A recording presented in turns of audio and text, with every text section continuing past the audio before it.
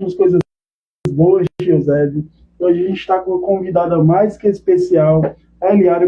Quero que ela se apresente aqui para a gente, para falar de um tema sensível, né? Feminicídio. Uma ligação pode salvar vidas. Eliara. Eu sou a Eliara, sou nutricionista, sou farmacêutica.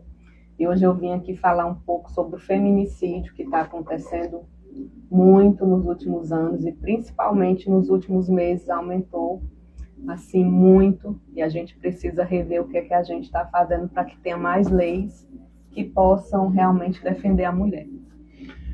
Já entrando nesse assunto, né? Você trabalha também no sistema público de saúde também, né? Tem algumas funções muito importantes aqui na cidade de Eusébio. Eu queria que você falasse um pouquinho de você, do seu trabalho, como é que é o seu dia a dia. Eu sou nutricionista de alguns postos de saúde. Eu faço parte de uma equipe, que é a equipe EMULT. O que é essa equipe? São vários profissionais que ficam para atender a população. Psicólogo, educador físico, nutricionista, fisioterapeuta. E os postos que eu atendo, que a minha equipe faz parte e atende, é a Tamatanduba, Urucunema, Parque Avaí e Lagoinha. Essa é a parte que a gente fica e que a gente atende as pessoas. A Eliara, ela trabalha fixa no local, ou ela está toda semana circulando? Não, todos os dias eu estou num posto diferente e às vezes até no mesmo dia em posto diferente, manhã e tarde. A Eliara, ela foi candidata a vereadora, né? Eu acho que já foi pensando, né, em conseguir fazer mais pela cidade de Eusébio, pelas mulheres principalmente, né? Eu assisto muito seus vídeos, Eliara, e fico muito feliz você levantando a bandeira das mulheres. Eu queria que você falasse um pouquinho sobre isso, né? Sobre como você decidiu tentar uma vaga como vereadora, para que conseguisse mais opções de melhorar a vida das pessoas mesmo. Jean, eu comecei porque eu comecei a ver o que é que precisava melhorar na nossa cidade. Você também participou das eleições, você viu que eu andei muito aqui no Novo Portugal, Parque Avaí. Então, eu visitei praticamente todos os bairros do município do Eusébio. E eu entendo e sei o que é que o município precisa em todas as áreas. Segurança, educação, saúde, esporte. Então, a gente vê aí que nos últimos anos teve até uma melhoria, principalmente no esporte. A saúde a gente vai melhorar, mas principalmente o que é que a gente quer? Ser atendido. É isso qualidade, né? O atendimento tem que ser de qualidade. Então, é isso que a gente busca, atender a população, fazer com que aquela pessoa volte. Não é fácil, principalmente para as minhas consultas, porque muitas pessoas se restringem a não ir, porque muitos não têm nem o que comer, né? Você sabe que a realidade realmente é essa, de alguns bairros que eu atendo, e é por isso que eu faço uma dieta fácil e que você pode fazer. As atuações, como você falou, né, de alimentação nos postos, em que partes a Eliara ela atua, né, na parte da saúde em Eusébio? Eu faço acompanhamento nutricional dos pacientes. A gente não atende por agendamento, a gente atende pela demanda do dia, que eu acho mais fácil o paciente chegar lá e ser atendido do que eu fechar a agenda esperando para aquele paciente, muitas vezes ele não poder ir. Então, a gente trabalha muito, principalmente com perca de peso, porque muitos pacientes fazem cirurgia e a gente visa muito esse processo. Então, Eliara, nessas andanças, né, que você andou na época de eleição, quais foram as maiores dificuldades que você viu, que podem ser melhoradas, que já estão boas, mas podem ser melhoradas? Quais foram as maiores dificuldades, né, que você andou em Eusébio inteiro? A gente, na área da saúde, o que eu vi, o que pode melhorar são reformas dos postos de saúde, ampliação dos postos de saúde. Nas escolas, eu visitei algumas escolas, apesar de não filmar e não colocar no meu Instagram, mas eu conheço algumas escolas e a gente vê que teve-se uma ampliação de salas em algumas escolas que precisavam, que já era necessário, porque o município do Eusébio está crescendo muito e a gente espera que possa fazer sempre mais. Nessas atuações que você vem fazendo, é, tem-se exemplos de alguns resultados de pessoas que hoje mudaram, né, melhorou muito. Tem o reconhecimento da população? Sim, tem principalmente os pacientes com ganho de peso, que é para perca de peso, que tem um peso mais elevado, a gente vê que eles são pacientes que realmente precisam emagrecer e que a gente coloca isso e passa isso para ele da importância de uma vida saudável, que não é só eu passar aquela dieta no papel, ele fazer e ir para casa e guardar a dieta. Ele tem que fazer uma atividade física, ele tem que buscar a melhoria dele. Pronto, já que você está falando de alimentação saudável, né, eu queria que você... Uma alimentação saudável hoje para um pai de família, para uma mãe de família que trabalha, chega em casa, não tem tempo de se cuidar direito. Você tem uma receita simples e prática para uma pessoa? Café da manhã, pão, ovo, é o mais básico. Pão, ovo, café com leite. Todo mundo tem em casa. Barato e simples, né? E muitas vezes, para quem gosta, que é cuscuz com ovo, café com leite, queijo. Tranquilo, né? Tranquila, né? No almoço ali também aquela... Uhum. Na janta também não pode exagerar, né? Na janta, que eu passo mais para meus pacientes são sopas, que é mais leve, é uma refeição mais leve. E o que é que a gente faz? Peito de frango com salada. Carne com salada, ovo cozido com salada. Coisa também bem mais simples, né? Porque bem mais simples e todo mundo tem em casa. Muitas vezes as pessoas, vou fazer dieta, eu preciso comprar muita coisa, eu preciso comprar isso, aquilo, morango, não sei o quê. E eu acho que se distancia muito da realidade das pessoas, né? E principalmente as frutas que eu trabalho, maçã, banana e laranja, que são até mesmo a maçã está com preço um pouco alto, então a gente trabalha com a banana e com a laranja para ver se tem um pouco mais de aceitação. Uma forma de incluir mais pessoas, né? Mostrar que realmente dá para fazer, dá para cuidar um pouquinho da saúde, né? Nesse ponto. Eu vejo muitos seus vídeos, né? Sempre em defesa da mulher. Eu queria que você começasse a falar, né, comentar sobre essa bandeira que você levanta aqui em Eusébio, que é uma bandeira que é necessária, né? Eu vejo que poucas pessoas levantam. E sempre em defesa. Da onde surgiu, como começou você se interessar por esse tema? Pelo que eu passei, pelo que eu vivenciei, né? Muitas pessoas sabem do meu ex-marido, né? Então, a partir desse processo de divórcio e tudo, realmente é uma bandeira que eu defendo e que eu sei o quanto é difícil hoje para a mulher sair de um relacionamento quando ela não tem um trabalho, e principalmente quando você passa por violências físicas, psicológicas, moral, patrimonial, que é o que a gente tem hoje. Aí, como você mesmo falou, né, você passou por um processo difícil como esse. Você pode falar como que é, até para se eu tenho outras mulheres assistindo, como é que você passou por essa fase, você denunciou de primeira, como é que foi isso? Não, foi assim, o meu processo de separação no começo do ano, pediu o divórcio. Aí a gente tentou ver se dava certo o relacionamento, o qual não deu, o qual a gente já vivia um relacionamento entre irmãos, né? A gente já não tinha mais nada. Então, quando foi em maio, em julho, aí eu não quis, falei com o advogado, deixei o papel ali, por causa que eu tenho um filho, né? E a gente sempre pensa no filho, né? No processo de separação difícil. Eu tinha começado a trabalhar há pouco tempo, mas como eu vi que não dava mais para ficar num ambiente que não estava bem para mim, que não estava fazendo bem para mim psicologicamente, eu pedi o divórcio, né? E a gente hoje está nesse processo de divórcio, de guarda compartilhada. E o que eu quero dizer para as mulheres é que elas não tenham medo de fazer as denúncias, que elas não podem ficar dentro de uma casa onde elas não são mais amadas, onde elas não são bem tratadas e principalmente onde elas perdem o tempo delas com uma pessoa que não vale a pena. É muito importante frisar isso, porque eu passei 10 anos casada.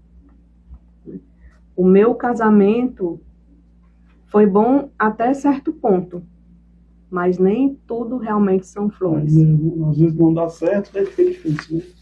Aí a gente vê, né, que eu estava até falando aqui para o Jean, que a gente passa por um ciclo, né, que é esse ciclo que a gente chama de ciclo de abuso, que é o ciclo primeiro do cuidado, do afeto, do amor, do isolamento, qual eu era isolada. Eu praticamente me isolei da minha família, dos meus amigos, proibição, de tudo. Né? Você não pode ir para além, você não pode fazer isso. Não é que fosse proibido, mas como que eu posso te dizer, muitas coisas foram ditas e muitas coisas eu aceitei.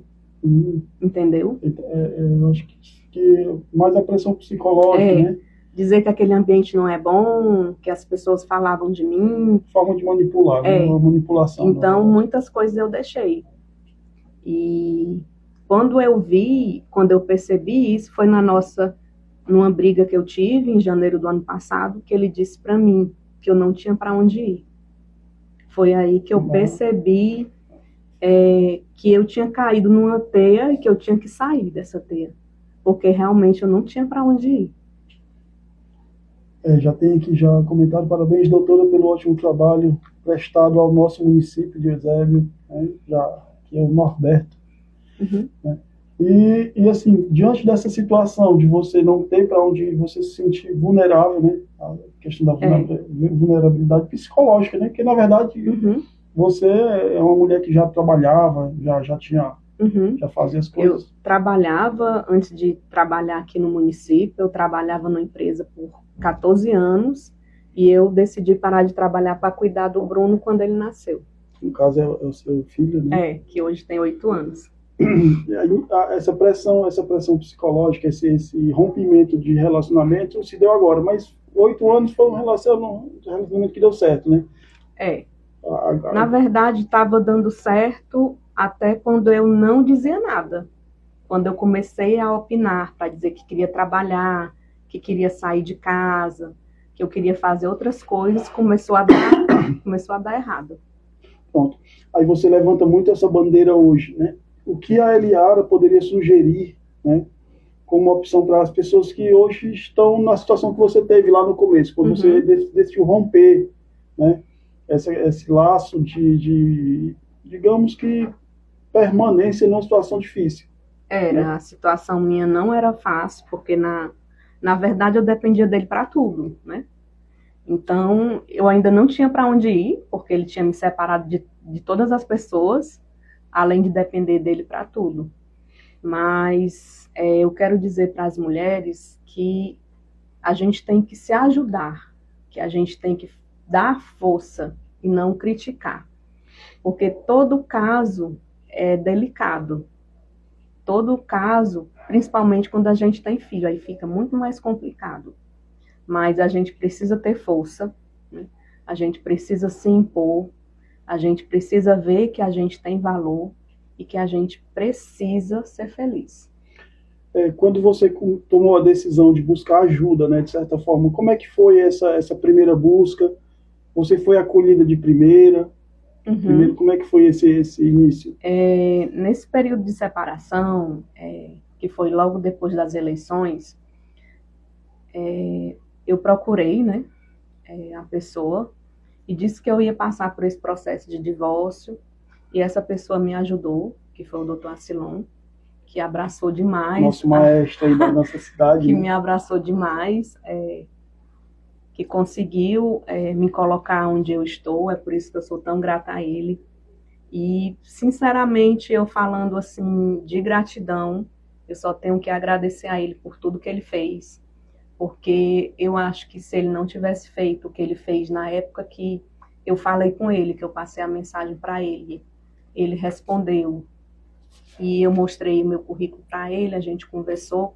Eu acho que se eu não tivesse feito aquilo, e se ele não tivesse me dado a oportunidade, eu não estaria aqui. Pronto, mas graças a Deus deu certo. Teve um acompanhamento. Como é que foi esse acompanhamento?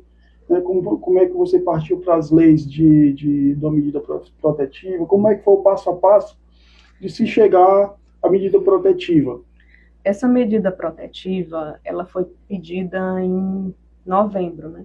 Só que ele recebeu essa medida muito depois. Novembro de 2025, já recente. Ele recebeu essa medida muito depois, que foi uma falha. Tinha que ser comigo. A falha. E era para receber até com 3 a 4 dias no máximo, e ele recebeu com um mês depois. Como a gente dividia a mesma casa, era um relacionamento bastante complicado. Entendeu? Deu acender a luz, ele mandar apagar, que eu não pagava as contas. E tinha muitas coisas que o Bruno ouvia, e isso fazia com que eu não dissesse muita coisa. E por isso eu ficava muito calada. Já tem uma perguntinha aqui, né? Quais os primeiros comportamentos que você percebeu que estava em um relacionamento abusivo? Quando você disse assim, rapaz, isso aqui não está normal, não. Foi quando clonou meu WhatsApp. Né? Quando clonou o WhatsApp, caiu a ficha de que não estava normal. Não era uma coisa... Não era uma coisa normal. Na verdade, eu me sentia super protegida por ele, que ele cuidava de mim. Mas esse cuidado não era um cuidado realmente de quem ama. Porque quem ama não tira a sua família de perto de você. E ele tirou todo mundo de perto de mim. Como é que acontecia isso? Não, a gente conversava, ele dizia, eu acho que essa sua amiga é assim, eu acho que ela não gosta de você. E começava a falar as coisas. Estava na mente. Porque como a gente era marido e mulher, tipo, na pandemia muita gente se separou. Mas a gente tem que lembrar de um ponto que eu não falei. Os 10 anos que eu fiquei casada, nem eu trabalhava e nem ele também. A gente compartilhava a mesma casa por 10 anos, todos os dias. E na pandemia muita gente se separou porque foi conhecer o marido na pandemia. Tudo muito junto, tudo muito perto ali. Né? Eu acho que invasão de privacidade, de certa forma, não certo limite. O relacionamento, acho que se ficar muito junto também não dá certo. Tem que ter seus trabalhos, tem que ter seus posicionamentos.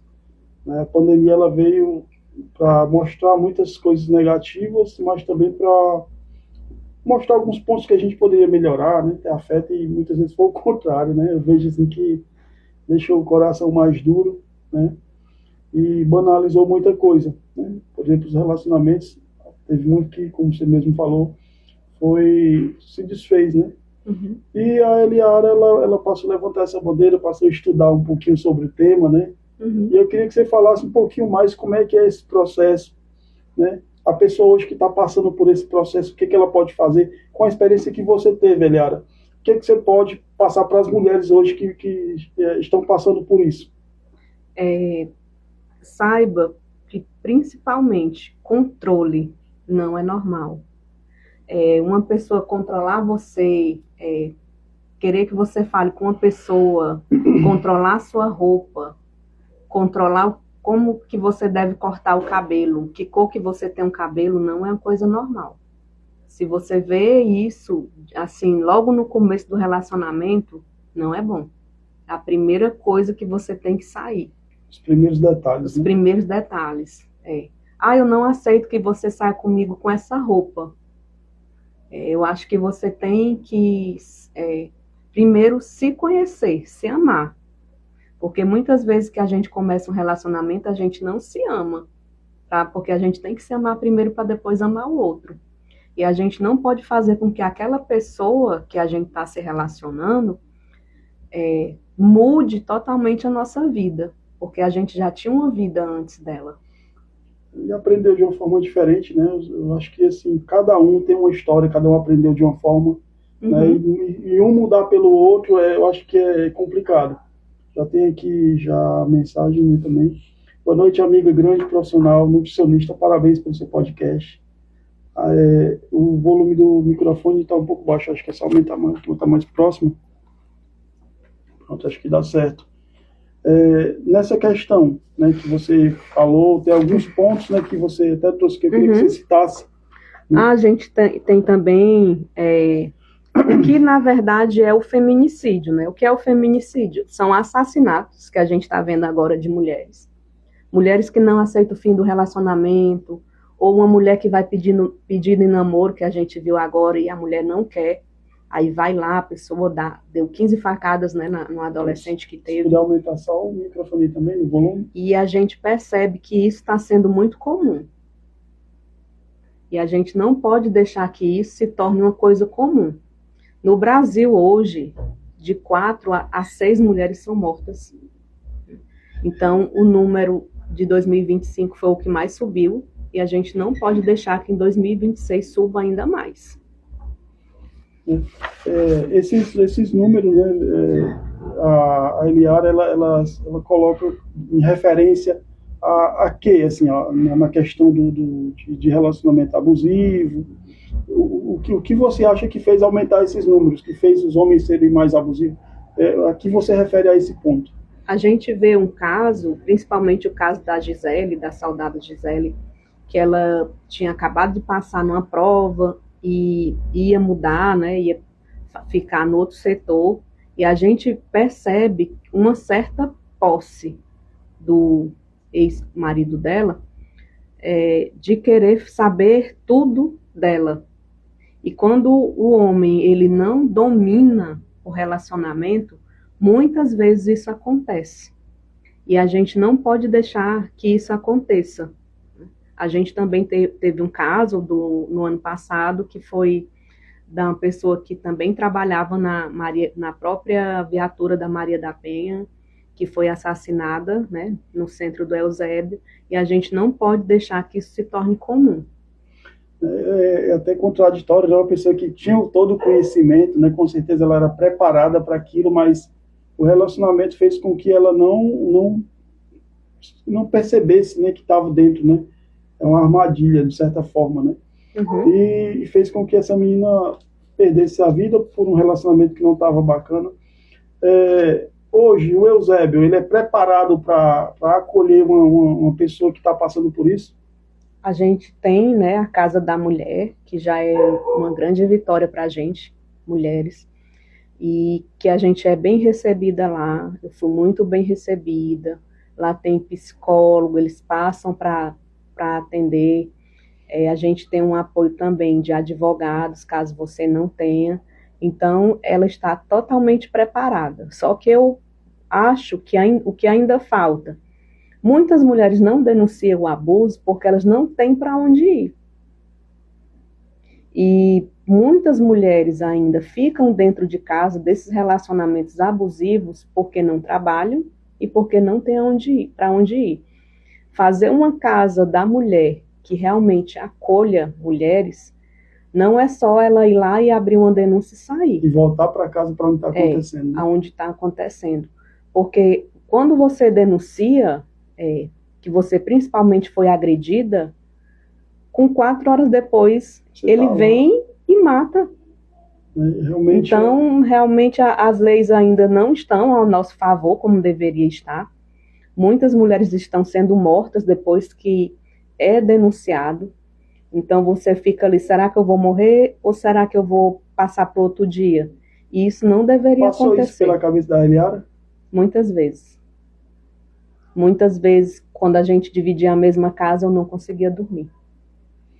É um negócio difícil, né, realmente. Porque a gente morava na mesma casa, a guarda compartilhada era na mesma casa, e muitas vezes 3 horas, 2 horas da manhã ainda estava acordada. Com aquela sensação, né, de dificuldade. Né? Eliara, eu vi aqui o seu certificado, né, profissional. Queria que você falasse um pouquinho o que você tem especialização, qual é a sua profissão.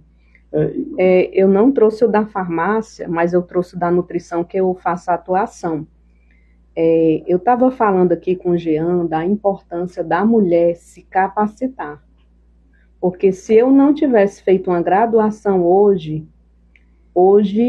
a Eliara estava vivendo de quê? Sobrevivendo de quê? Então, eu quero muito que ainda tenha mais capacitações no município de Eusébio para essas mulheres que são vulneráveis, que não têm condições para pagar, Mas a gente sabe que também tem um crescimento na área da estética, que seja sobrancelhas, extensão de cílios, depilação, para que elas possam ter uma renda e sair desse relacionamento abusivo. Eu tenho 2 graduações, que é na alimentação escolar e na obesidade infantil, mas tenho outra graduação, que é a graduação na área da farmácia, o qual eu terminei. E hoje eu trabalho na área da nutrição, mas também gosto muito da área da farmácia, porque tem um leque que abre muitas para outros cursos, para outras coisas, hipnoterapia, trabalha com várias coisas que são naturais, eu acho bastante importante e válido. Eliara, você falou, né, que essa questão do Eusébio em relação às mulheres poderiam melhorar, né, no caso de ter um fim do relacionamento e ter a questão de abuso. E você acha assim que teria que ter, por exemplo, um local onde a mulher pudesse ficar, se abrigar ali dentro daquele período até o final do processo? Uhum. O que você acha que poderia ter? Primeiro, eu acho que o processo poderia ser mais rápido. Né? Esse processo do divórcio ele teria que ser mais rápido. Dura em média quanto tempo, sabe dizer? Meu processo começou em maio, eu ainda estou ainda. Então é bem complicado. Então eu acho que teria que ter um apoio muito maior, né? Onde a gente não tem. A casa da mulher, você entende que é um acolhimento. Eu acho que por isso o nome. Casa da mulher, para que a mulher se sinta acolhida. Mas um ambiente que ela possa ficar, que ela possa denunciar e não voltar para casa. Porque numa denúncia dessa, o agressor ele já pode perder o sentido e já aumentar ou tornar um fim àquela situação negativamente, né? A gente teve um caso agora recente, que são muitos casos, de que um ex chegou na porta da mulher e deu 20 tiros na porta dela com a gasolina na mão. Então você entende que ele sabe da lei, mas ele sabe também das falhas da lei. Por isso que muitos fazem o que fazem. É tanto que ele disse, eu posso ser preso, mas mesmo preso, eu tenho pessoas aqui fora que vão terminar o que eu não consegui. Então, por aí você tira que a gente precisa mudar as leis, que a gente só muda a lei quando a gente vota, né, que são os deputados, senadores, e a gente precisa de uma pressão muito maior. Você foi candidata a vereadora e eu insisto em dizer que tem que ter mais mulheres, até por essas questões mais sensíveis, né? Hoje aqui no Eusébio, tem até uma pergunta aqui. A violência, o meu amigo Tito do Timbu, gente boa demais. A violência nunca é a solução, e realmente é verdade. Ele aborda muito sobre isso lá, né? Hoje em Eusébio, a questão de você chegar a procurar uma denúncia, existe um site, existe um local para você procurar uma denúncia. Eu queria que você falasse um pouquinho sobre isso. Tem a Casa da Mulher, e a gente também sabe que o número 190 ele é feito para denúncia. As mulheres que não sabem que o número 180 é feito para denúncia, a gente liga para o 190, que é o da polícia direto. Mas a gente sabe que existem esses canais que podem até esclarecer, tirar dúvidas. 180 e o 190.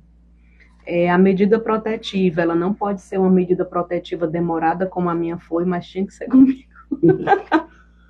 Aí, de 3 a 4 dias, ele recebe a medida protetiva, e se vocês moram na mesma casa, ele não pode mais voltar.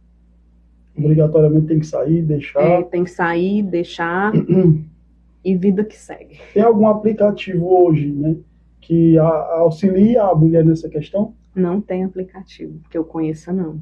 Devia ter um aplicativo ali. Agora eles querem colocar o uso de tornozeleira eletrônica, justamente para caso ele chegue perto da mulher, a mulher acione e ele vá preso. Deve ser bem mais eficaz, né? Mas se tivesse um aplicativo, acho que sairia até mais barato, né, do que uma própria tornozeleira, e a partir do momento que a mulher vê aquele movimento, escutar aquela voz lá no aplicativo, já chamar. Eu acho também que falta muita divulgação nessa questão de a mulher principalmente porque nos primeiros momentos ela não enxerga, né? Ela não queria que você enxerga falasse sobre isso. como eu não enxerguei, né? Esse controle que eu sofri, realmente eu não enxerguei.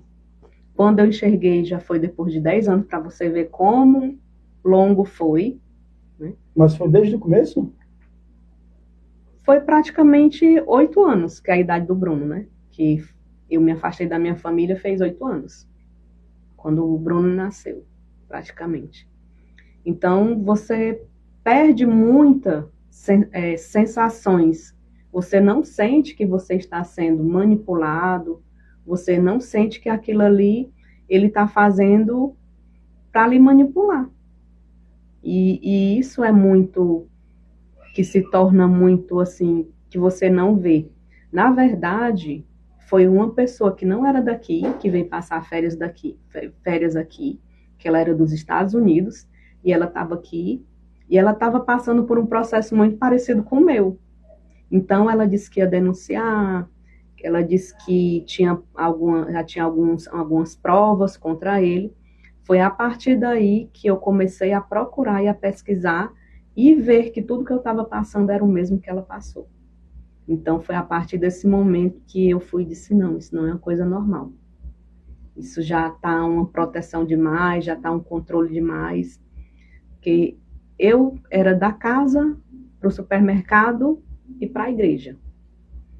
E o caso acho que é Mila Flores, se eu não me engano, que ela fez uma denúncia que repercutiu muito nessa última semana, que foi da igreja, né?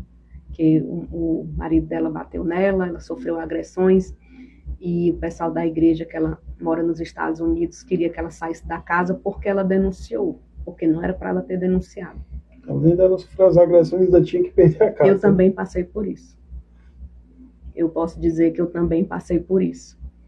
Quando eu falei das agressões que eu tinha sofrido, a pessoa que me atendeu disse que eu relevasse, que aquilo ali era uma coisa comum e que só tinha acontecido uma vez. Foi então que eu me levantei, peguei a minha bolsa e disse que eu não, se tivesse acontecido o pior, não estaria ali. Então, muita responsabilidade das pessoas que estão à frente da igreja.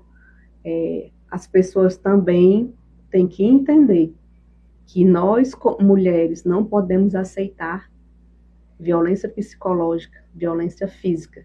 E quando você fala e as pessoas sabem, o casal que me atendeu, que nos atendeu, sabe, eles também estão com as mãos sujas de sangue, porque eu poderia não estar ali.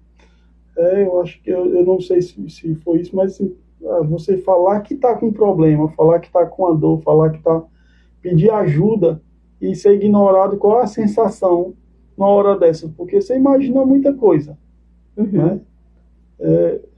Eu imagino Então foi nesse processo, né, que eu cheguei para o meu pastor e disse que eu não ia mais ficar casada com ele. E o pastor também foi e disse que eu não tinha nascido para ser uma pessoa divorciada. Eu olhei para ele e disse que eu também sabia o que eu passava dentro da minha casa e que eu ia me separar. Então você vê que a igreja, ela também faz parte da vida do membro, porque a gente era membro há muito tempo, né? O Bruno, desde dos 2 anos, que ia para a igreja, porque desde que a gente começou a morar no Eusébio, no Guaribas, a gente ia para a igreja. E isso foi uma coisa também que me machucou muito, porque eu nunca sentei atrás. Eu sentava atrás dos pastores da minha igreja. E quando você precisa, e quando eu precisei, eu fui praticamente isolada. Faltou o acolhimento ali, até na igreja. Faltou acolhimento, não tive apoio, e ninguém nunca me ligou para saber por que eu não fui. Mas se fosse o seu ex-esposo, talvez seria mais acolhido. Não, até hoje ele está na igreja. Ele está na igreja ainda. Está na igreja. mas uma igreja que não apoia o membro. Então ele continuou sendo acolhido da melhor forma enquanto você passava por momentos difíceis, no caso, né? Que eu poderia não estar ali, porque uma pessoa que coloca um investigador para lhe seguir não é uma pessoa normal. O crime tá correndo ali, né? Eu passei muito tempo no meu trabalho sem saber se eu ia voltar para casa. Porque eu não sabia, eu não sei do que essa pessoa seria capaz. Porque ela me deu vários pontos que não estava sendo normal. Como é que foi esse processo? Você sair de casa para trabalhar? Que cuidados você tomava, né, para prevenir que essas coisas acontecessem? Acho que foram muitos momentos como esse. Não, é porque assim, quando eu comecei a trabalhar, eu comecei a caminhar. E nessa caminhada teve uma pessoa que parou e disse que tinha um motoqueiro tirando fotos minhas. Eu tenho um vídeo salvo e tudo, tá? Que vai ser anexado no processo. Foi anexado no processo. E eu vi ele batendo fotos minhas, o motoqueiro. E eu fui lá falar com ele. Ele é coragem. E no outra semana foi outro. Então você vê que isso não é uma coisa normal, não é uma coisa sadia. E praticamente na semana que eu não estou com o Bruno, praticamente eu não durmo. Porque eu não sei se eu vou acordar. É uma sensação de segurança estar com o filho, porque com o filho ele não pode fazer nada, mas ultimamente a gente vê que casos como esse são bem comuns, principalmente fazer alguma coisa com os filhos, né? Tá sendo bem comum, porque eles sabem aonde é a nossa dor. A nossa dor é essa. Porque hoje eu vivo pro Bruno. Praticamente eu vivo para ele. Ele é que me dá força para mim trabalhar. Porque quando eu vi que ele não queria que eu trabalhasse, quando eu vi que ele colocava muito empecilhos para mim não trabalhar, muito desgaste para mim não trabalhar, foi aí que eu quis mais. Onde eu poderia ter dito não. Mas o que me levantou foi Deus. Por isso que eu trouxe a minha Bíblia, que eu ando com ela, que eu sempre leio a palavra. E o que eu quero dizer é que igreja nenhuma pode fazer com que você tenha a ideia de você estar num lugar onde você não quer mais estar. Você tem que entender que nenhum pastor ou pastora tem autoridade a mais do que Deus. E eu acho que muitas vezes os pastores eles não passam o que você está passando, não sentem a mesma dor, né? E eles muitas vezes querem impor muito correta, aquela coisa muito reta, de não haver a separação, de insistir, né? Por não ter o conhecimento total do que está acontecendo, e simplesmente impõe aquela regra, né? Muitas vezes não entende que as gerações estão mudando, os relacionamentos estão mudando, né? Eu acho que a igreja muitas vezes falha nisso, nesse ponto, né? Que não é para ter julgamento. Jesus nunca julgou ninguém, só chamou, só vem até mim que eu curo, né? É aquela passagem. E muitas vezes as pessoas também não entendem assim, rapaz, eu estou fazendo isso de errado e eu não vou para a igreja porque o pastor vai falar. Eu acho que na época de Jesus, o que mais tinha era gente errada, o que mais tinha de todas as formas possíveis, e ele nunca apontou o dedo, só disse venha, né? E os que foram, né, foram perdoados por todos os erros, e aí eu acho que deveria ter ser dessa forma, né? E a Liara trouxe aqui, eu queria que você falasse sobre isso aqui, como é que é o seu trabalho, para mudar um pouquinho o contexto. Queria que você falasse um pouquinho sobre o seu trabalho, como é que é o dia a dia. O meu dia a dia, né, a gente atende vários postos de saúde, a gente chega lá às 7 horas da manhã, a gente atende até meio-dia e de 1 até as 4 da tarde. Eu acho bastante importante a gente falar sobre os preservativos, sobre os métodos contraceptivos, principalmente os métodos que o município tem, né, que é o Implanon, que é para as adolescentes. que tem muitos adolescentes gestantes, infelizmente, e a gente tenta, da melhor forma possível, fazer com que essas adolescentes sejam adolescentes, estudantes, fazer uma faculdade para depois pensar em ter um filho, e não começar pelo contrário, né? E é por isso que toda semana eu estou botando os preservativos, porque eu acho bastante importante, além dos métodos contraceptivos, eles previnem contra as várias doenças. Muitas vezes as mães não entendem isso, né? E até a muita aceitação do Implanon, né? Que a gente deveria ter uma aceitação muito maior, porque é um método contraceptivo certamente um pouco caro, né? Até mais caro do que os conhecido, né? Ainda pouco conhecido, mas a gente tem que tornar ele mais conhecido e mais aceitável entre as adolescentes. Como é que a gente faz? No mês passado, a minha equipe, a gente falou sobre gravidez na adolescência. Preservativo a gente não distribuiu, mas a gente deixou alguns na direção para que alguns pudessem pegar lá. E a gente falou sobre esse método contraceptivo para a gente evitar que as adolescentes engravidem tão cedo. Apesar das mães disserem, não está no tempo, mas o Implanon, ele é um método muito bom, né? Tem 3 anos de duração, adolescentes de 14 até os 19 anos podem colocar, tem alguns postos que colocam, que é o Vila Nova e, se eu não me engano, o Santo Antônio, que são 2 postos que colocam, mas você vai até o posto de saúde, fala com a enfermeira, e a enfermeira vai fazer todo o mapeamento. Você tem que fazer antes o exame para saber se está gestante, para poder botar um Implanon. Pronto, lembrando que a camisinha, né, o preservativo é o mais seguro, né? Até por causa das doenças, tem a questão das doenças também, né? Mas o Implanon é um método novo, né, que pouca gente conhece. Tem os prós, tem os contras, por ser novo ainda, vai evoluir muito, vai crescer muito. Você falou das jovens, né?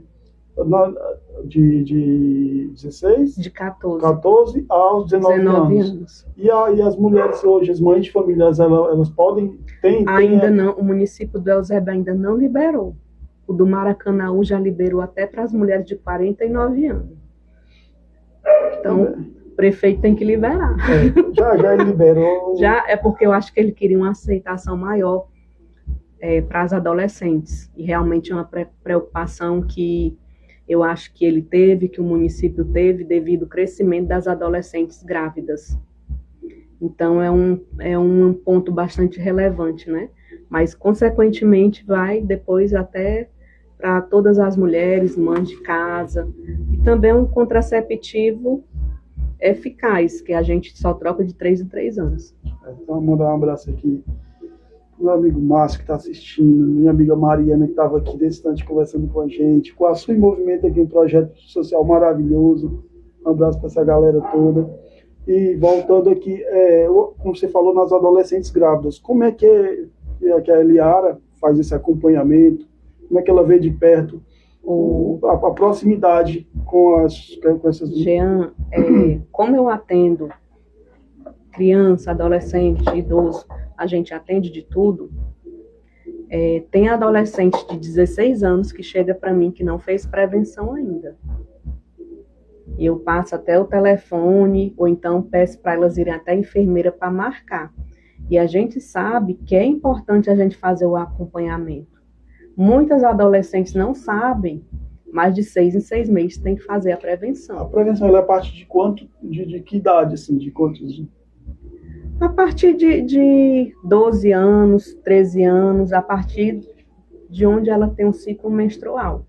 Tem que se haver uma prevenção a cada 6 meses? A cada 6 meses. A minha é feita com a doutora Yara, também no município, na Policlínica. Dia 23 eu estou lá, agendada. Então, a gente também, como profissional de saúde, tem que se cuidar. A gente tem que aproveitar o que o município tem e fazer com que cada vez mais a gente reduza o uso de medicamento, que é o que a gente quer. Os índices até de doença também, né? De doença, de obesidade. Às vezes um paciente quer fazer a cirurgia, não pode porque ele está acima do peso. Então tem vários pacientes chegando para mim acima do peso. e a gente às vezes tem uma praça vizinha, um posto, eu pergunto por que ele não vai. Aí muitas vezes não querem dizer, às vezes deve ser porque não tem um sapato, ou não tem uma roupa para ir, mas eu acho que é importante você começar. Todo começo é difícil, vai com a chinela, depois você vai guardando um dinheirinho para comprar um calçado, e depois você vai se adaptando, mas é importante você se cuidar. O Eusébio hoje, ele nas praças, hoje algumas praças, eu não sei se todas, mas tem aquela academiazinha que tá ali, mas é pouco usada, né? Eu acho que se tivesse uma divulgação, um incentivo a gente maior... também, eu trabalho juntamente com a Wanda, né, que é a Wanda Borges, que é educadora física, e ela faz justamente esse trabalho das praças, que é pela manhã cedo, 7h30, a gente vai nas praças, ela vai nas praças e faz esse atendimento. É importante a educadora física estar com o nutricionista, e a gente vê o quanto é importante a preocupação que tem do município fazer com que as pessoas tenham qualidade de vida. Ela também faz a hidroginástica, que é feita na Casa do Dia. Então, a gente tem aí várias possibilidades. Tem pilates, que não é ela que faz, mas tem o pilates. Mas isso pela prefeitura? Tudo pela prefeitura. E onde como é que a pessoa pode entrar em contato? A Wanda, ela começou a hidroginástica esse ano. Então, a gente trabalha com encaminhamento do médico, que precisa da liberação, principalmente para os idosos. É muito bom. E principalmente as pessoas estão aceitando bem, né? A parte da hidroginástica. E muitas pessoas não sabem, apesar de ser divulgado. Eu acho que tem um local aqui em Eusébio, né? Que eu não sei dizer o nome, mas dos idosos, né? Que fazem hidroginástica. É lá na Casa do Dia, do idoso. Eu cheguei a ver alguns idosos falando. Às terças-feiras eu estou lá, faço os atendimentos dos idosos com ela, e é uma aceitação muito boa. Nosso amigo Márcio aqui, parabéns, Eliara, pelo seu trabalho com os nossos adolescentes, pois o Eusébio precisa de mais profissionais como você para cuidar dos nossos jovens e adolescentes. Eu acho que é o futuro, né? A geração mudou muito, né? A mentalidade mudou muito também. Então, assim, eu acho que tem que se investir cada vez mais, porque antigamente as famílias geralmente eram maiores, hoje os jovens não pensam em ter filhos, mas pensam em viver a fase, né? Fase ali. E eu também, quando eu era candidata a vereadora, eu fiz 30 projetos, né? O qual eu falei para o doutor Júnior, eu falei das cabines, que tinha que ter cabine em toda praça. Essas cabines, para que é? Essas cabines são dos guardas municipais. Aí ele falou que os guardas municipais faziam rondas. Eu disse, não, mas é bom a cabine fixa. Outra coisa também que eu passei para ele foi, na área da segurança, câmeras em pontos de escola, da entrada. Muito bom, viu? Muito bom. Muito bom, eu acho que ele até está fazendo um projeto. Ele fez uma cabine na praça, né, de guarda, porque evita também dele ficar rodando e um guarda ali, evita também assaltos na praça, e é uma praça que tem bastante rotatividade de pessoas, de pedestre, de gente com bicicleta e tudo, então ali acho que foi o modelo, né, que ele fez. E outra coisa também que eu achava bastante importante ter no município e que não tem ainda, esse Yara, tu tira isso da onde? Porque minha cabeça é 350 ligada. Outra coisa que não tem, a Casa da Mulher, que acolha, né? Não tem. Outra coisa também que não tem seria a Casa do Autista. Que ele cresce muito, tem muitos casos. Que não tem... Já tem um acolhimento, mas... Tem um município do Eusébio tem um acolhimento muito melhor do que Fortaleza, né? A gente vê na parte da educação, qual o secretário, doutor Acilon, que ele, não só ele, mas a doutora Marta, que é deputada, levanta muito essa bandeira de doenças raras, de aquelas crianças que realmente precisam e necessitam dessa visibilidade. Síndrome de Down, autismo, TEA, TDAH e entre outros. Só que o que falta qualificação. Porque é uma coisa que está acontecendo agora, né? É recente, não tem pessoas qualificadas para estar ali.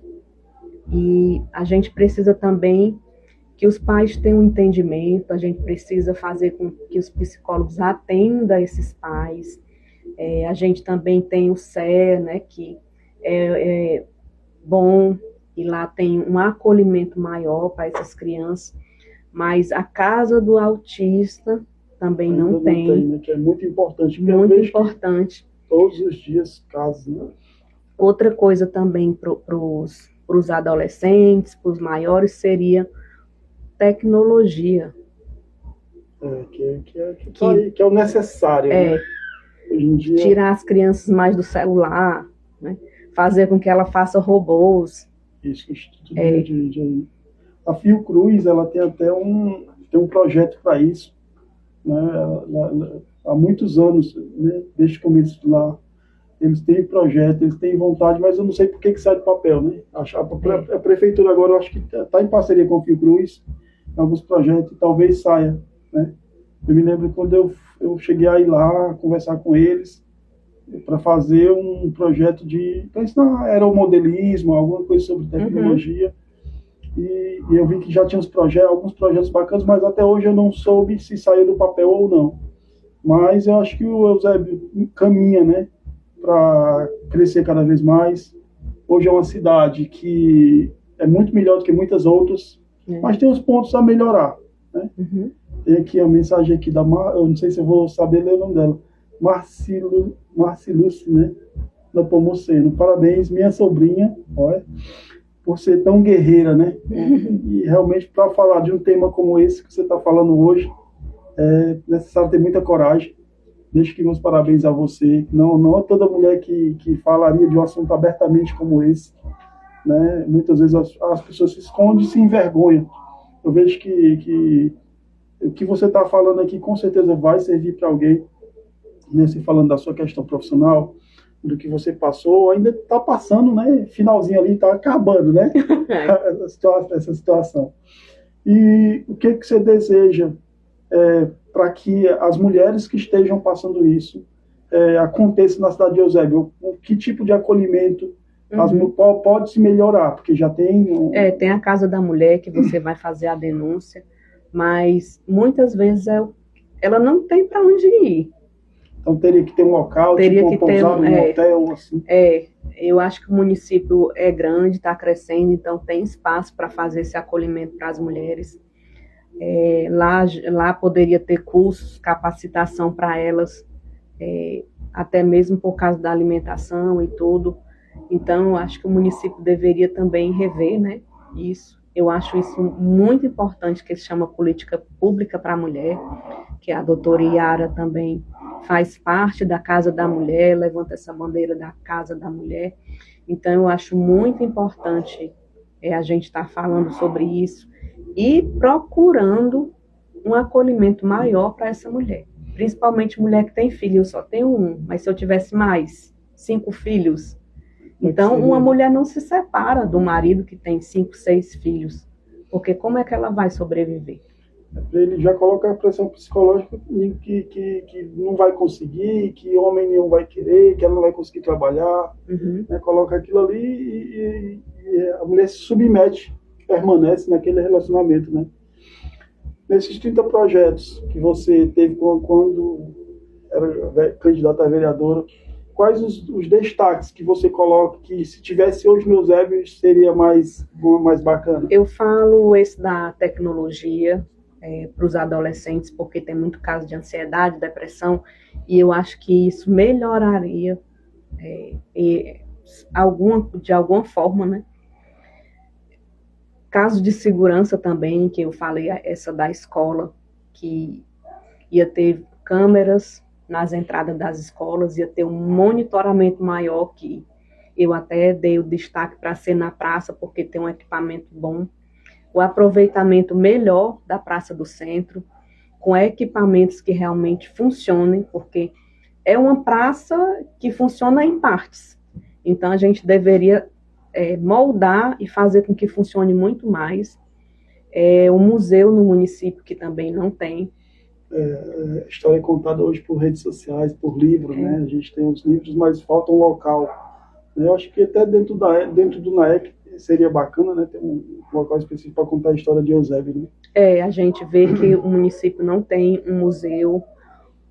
A gente tem aqui aquele parque, né, que muitas crianças da escola pública não têm como ir, que é o Avorá. Então, poderia fazer uma parceria para as crianças daqui do município poderem ir.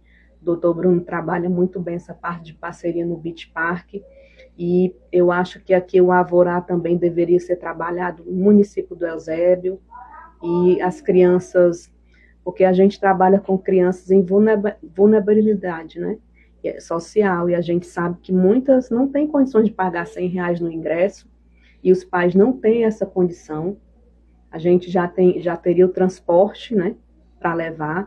Então, acho que aí seria um ponto bom para levar as crianças para brincar, principalmente as crianças de escola pública.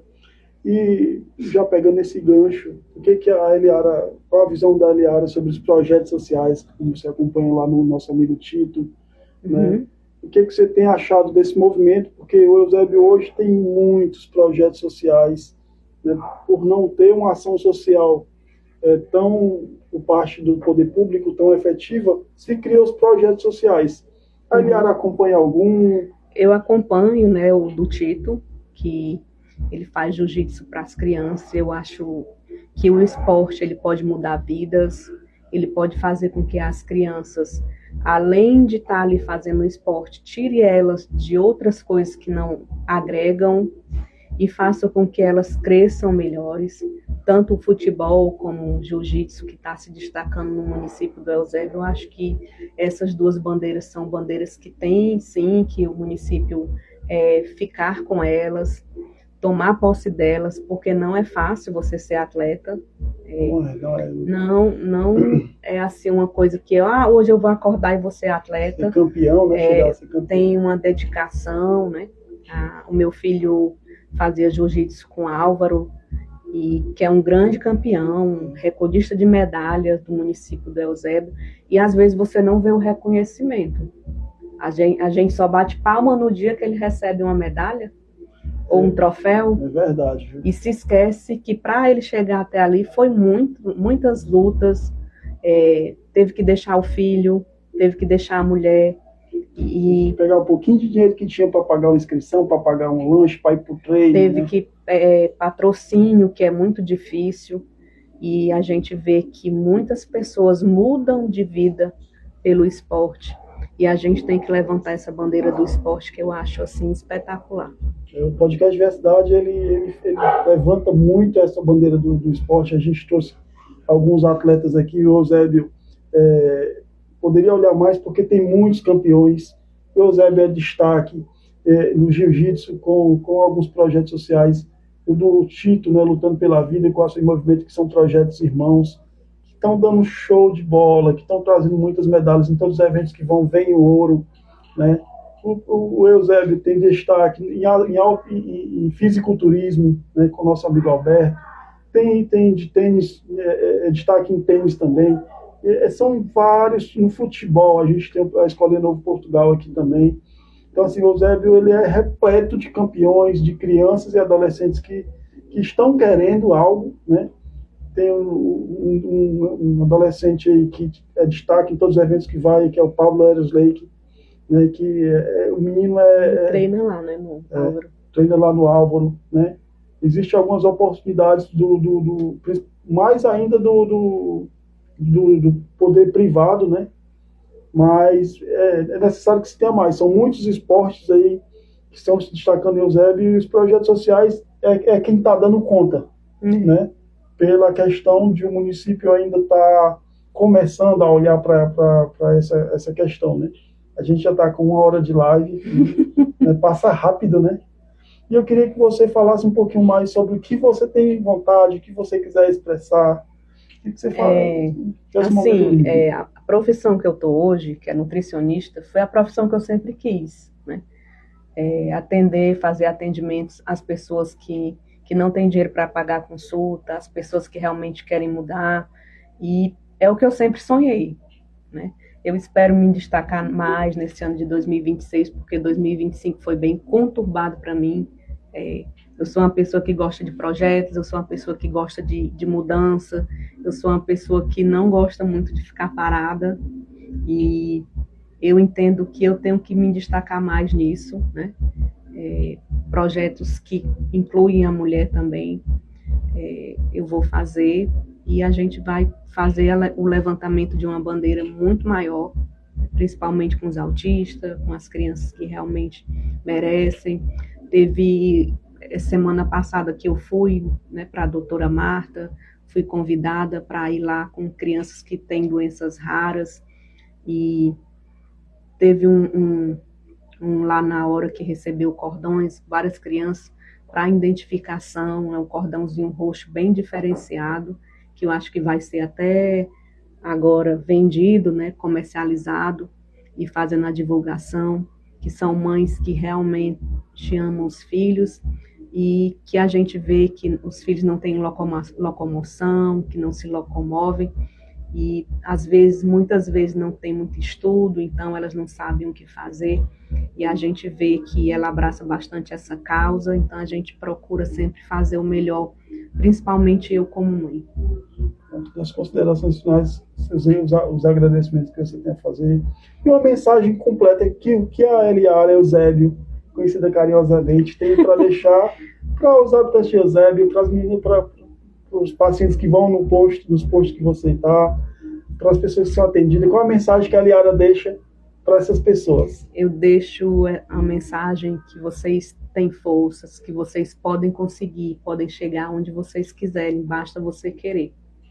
Não precisa de muita coisa, basta coragem. E agradecer a Deus, né?